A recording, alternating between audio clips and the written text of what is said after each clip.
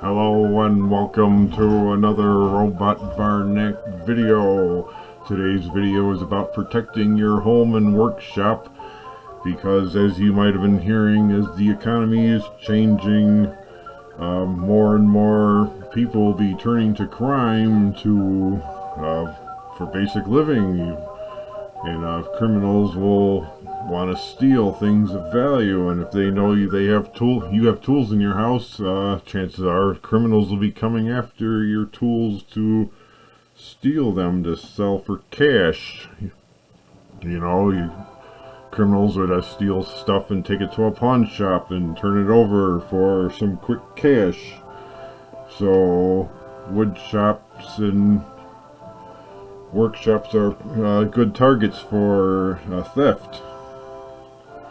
So since your wood shop probably has valuable tools, they'd be targets for burglary. And if burglars know you have a shop full of tools in your home, some burglars may already be watching your home. You could be a target right now and you don't even know it. So you got to do something to protect yourself. And those expensive shop tools can make you a prime burglary target. As good old Ben Franklin once said, "An ounce of prevention is worth a pound of cure." So the same thing holds for protecting your home and workshop, because as the economy goes crazy and tools become more expensive, you certainly don't want to lose them to crooks out there. For example, you might have gone to a flea market and saw some of these vendors selling tools, and you probably wonder, well, where do they all get these tools from? Chances are they could be stolen, and you never know. So since shop tools are expensive and easily sold at pawn shops for cash, tools would be targets for burglars. So what do you do to protect yourself? The first step is to get to know your local police department. Now they will know what kind of crimes happen in your area, and the police might even have more crime prevention tips that are particular to your area and what kind of burglaries and theft happens in your areas. For example, some burglars are more selective about what they do and how they do it, and the police would know their method of operation, or MO as it's usually called, and they can tell you how to protect yourself. So get to know your local police department. Another option is to join your neighborhood watch. You might have seen these signs driving in an area and you wondered, what are they there for? Well, they're to help prevent crime. As Mick Gruff the crime dog would say, take a bite out of crime, and this is one way to do it.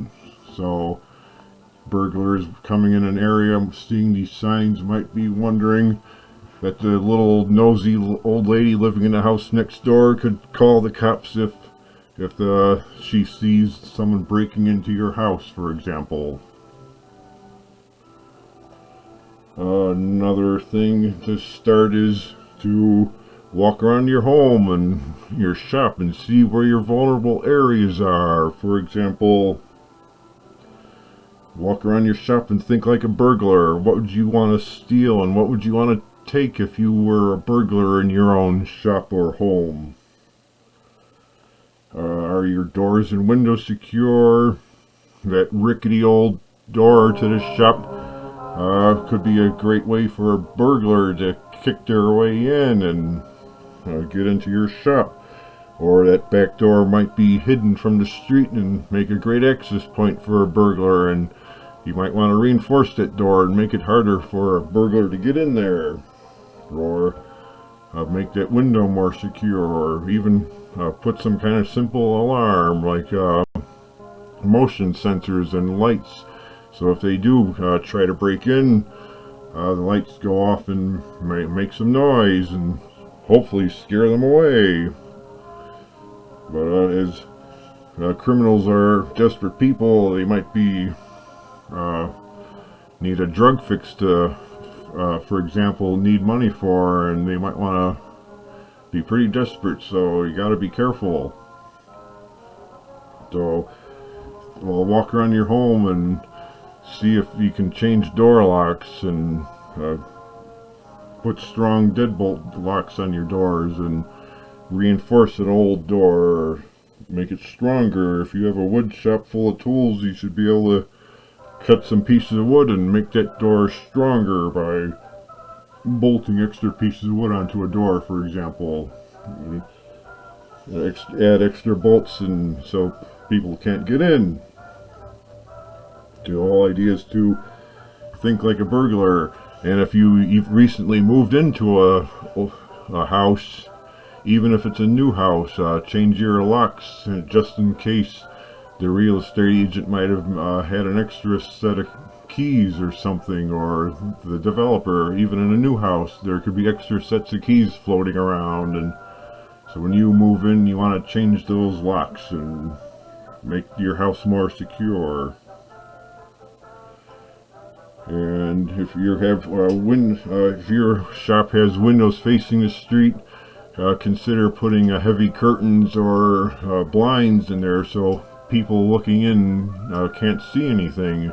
If a burglar is walking around your house and they see a shop full of expensive tools, they might want to break in and steal them, so try to keep them out of sight. If people don't know what you have in your house, chances are they might not want to break in.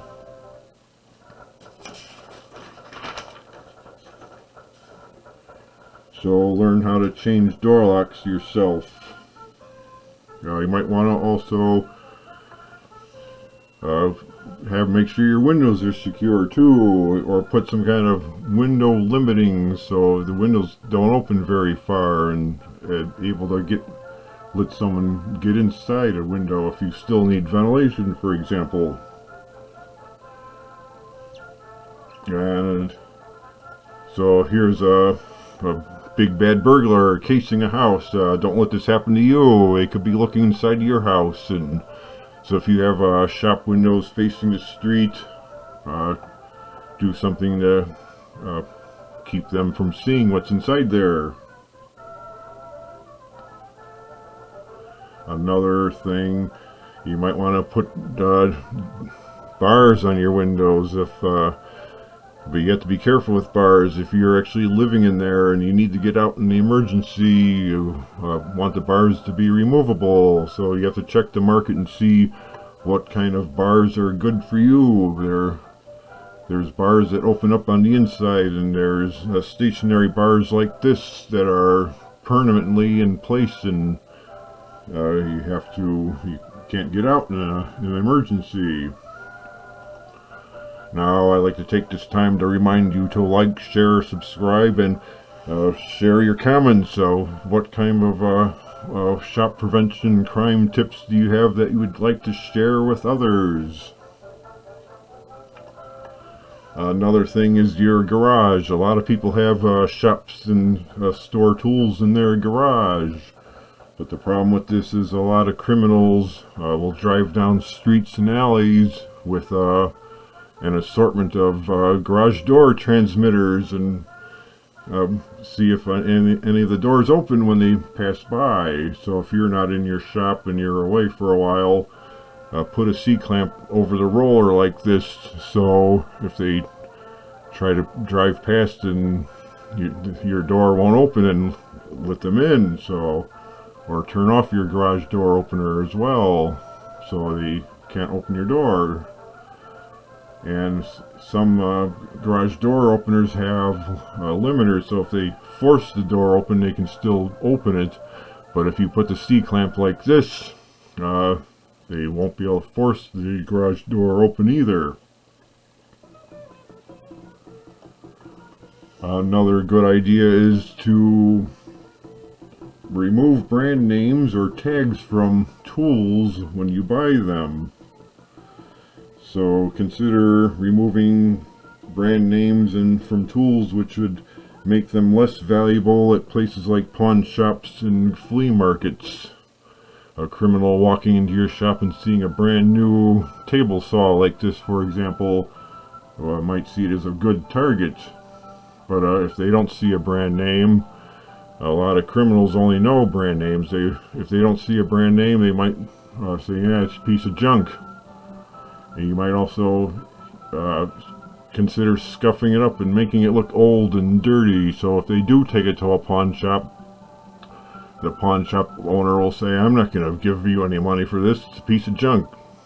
So a lot of criminals look for new and valuable merchandise that they can easily sell, or think that the pawn shop owner will pay money for. So if an item looks old and worn out, they might not even take it because they'll think they won't get any money for it. So you will know that it's new, but the criminals do not need to know if it's new or not, or what brand name it is. And another classic is use an engraver or a metal punch set and stamp your information on tools, and use an engraver or metal stamps to mark tools with your name or special number or initials to make the tool unique and more identifiable. For example, you make up your own special, like a serial number, like 1058935 or something, some kind of unique serial number. A lot of people say use your driver's license number or some nonsense like that, but if they transport your tools in a different state or somewhere, and police might not find that information, or it could be used for identity theft, so you want to make up your own unique serial number and keep that number on file. So if they find your tools, for example, you could say, yes, I have a very unique serial number on the tools, and here it is. I could prove that that is my tool, for example. And another good idea is to keep purchase records of tools for insurance purposes, or to identify tools if recovered by police. Take lots of pictures of your shop and tools and save it to long-term media like a compact disc or something, and keep it in a safe place. Because if your house should burn down, you want to make an insurance claim, you want to be able to prove what the tools in your shop were worth for your own insurance claim, and purchase records would make that possible. Another idea is, we already talked about painting. Consider painting tools a unique color, so they don't look like your factory original. So, for example, a lot of brand names have special colors, so if you paint the tool your own color, it makes it stand out more, so it'd be more identifiable. So if you have a purple drill press, for example, and the police find a purple drill press, it's more likely they can identify it to you instead of industrial orange like the one here. And another thing is, if you're going to be away from your shop for an extended period of time, like say you're going on a 2-month-long vacation somewhere, consider taking parts of your tools off to make them less valuable to burglars, for example. For example, a drill press like this, consider taking the chuck off.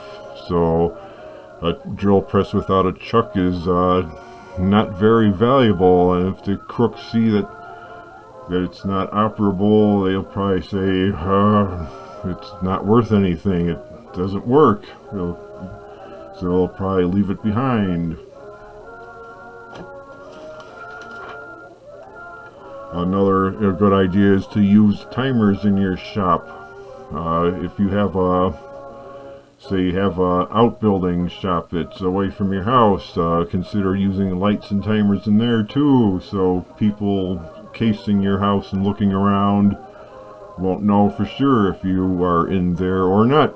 So they might think twice, so they won't know if the outbuilding is occupied or not occupied, or a detached garage, for example.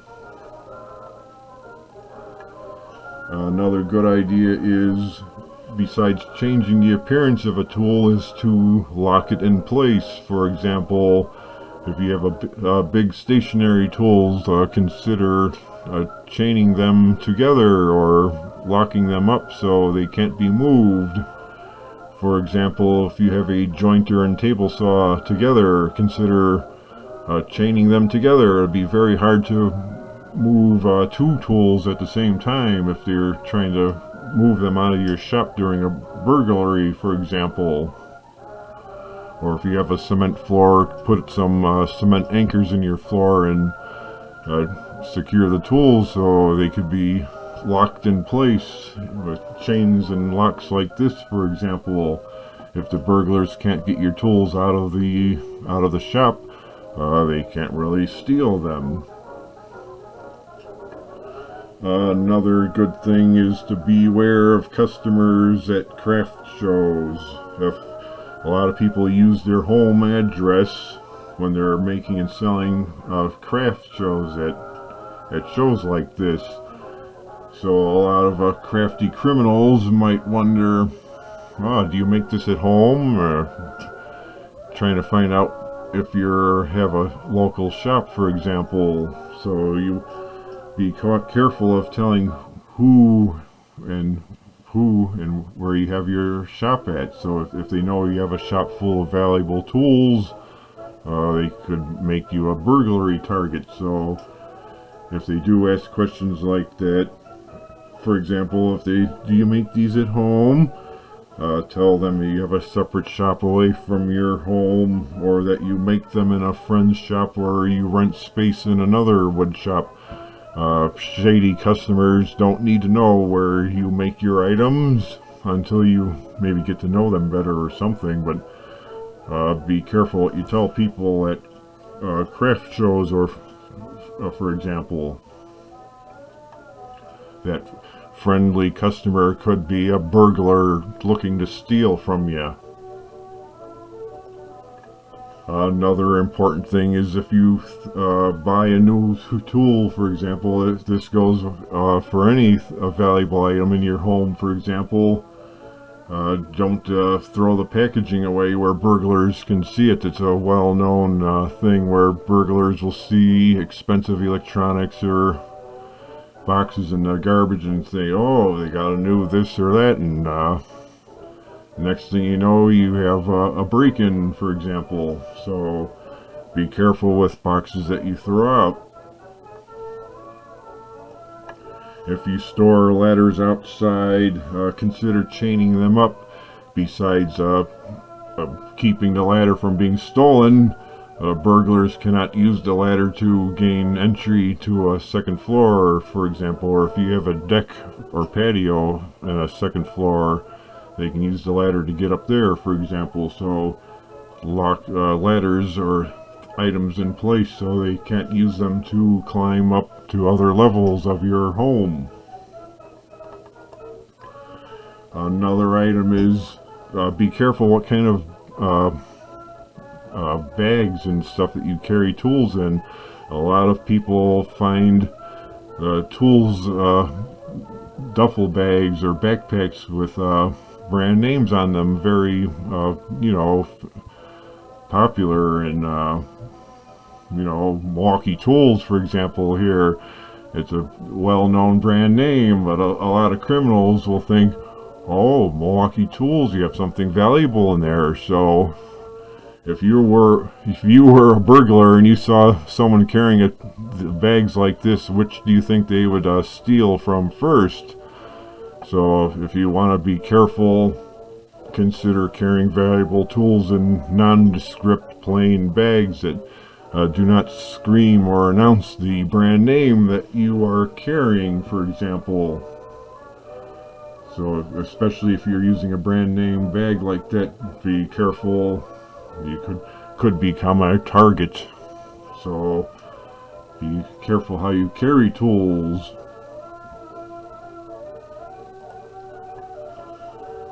Another well-known crime that's going around in circles now is where crooks will follow people home from stores, then rob them when they get home.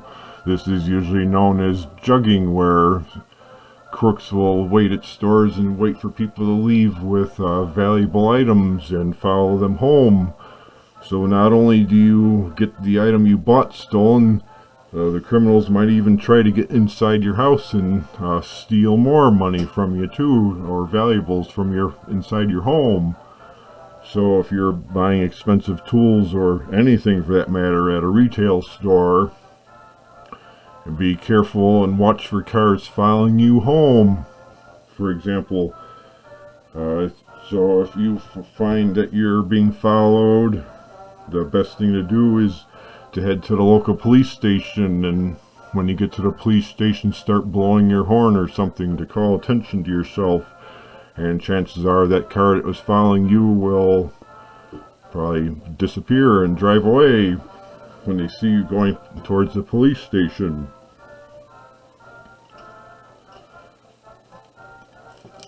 Let's see, I guess that's about it for now. So remember to like, subscribe, and by all means comment.